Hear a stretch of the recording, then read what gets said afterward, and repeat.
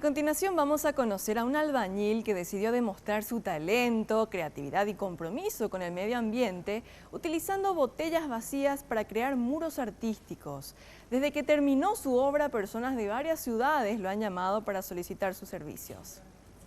Empecé yo a juntar las botellas, empecé a juntar acá en mi casa, ahí en mi patio empezaba a lavar las botellas yo, a mis familiares preguntaban qué iba a hacer con las botellas, ¿no? Entonces yo les decía, voy a hacer algo tenemos que fabricar de él. Bueno, después me vino la idea de hacer los canteros. Una cosa llevó a la otra, y hoy don José Insfrán, albañil de profesión, ha creado todo un mural con botellas, lo que ha llamado la atención de la ciudadanía, además de constituirse en una importante actividad de reciclaje. Como siempre vemos la botella tirada, rompiendo la gente, hasta nadie quiere llevar, ni el basurero quiere llevar la botella, ¿verdad? ¿Cuántas botellas usaste, por ejemplo, para tu pared acá? Y como 500 por ahí está.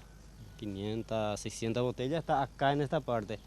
Acá está como 400 botellas, acá está como 500 botellas también. Ahora recibe pedidos de varias ciudades. De hecho, al momento de hacer la nota, José I, como le conocen en el barrio, debía salir a llevar presupuesto a 4 personas. Yo estoy haciendo así para un tragaluz, ¿verdad?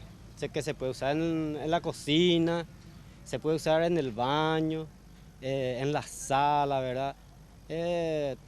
Todo depende de la gente donde quiera, ¿verdad? Para que le pueda entrar la luz del día. Así uno también ahorra electricidad, ¿verdad? Para que no estén más prendidas las luces. Hasta se puede hacer más grande. Quien desee contactar con don José I. Insfrán puede hacerlo llamando al 0981 625 637.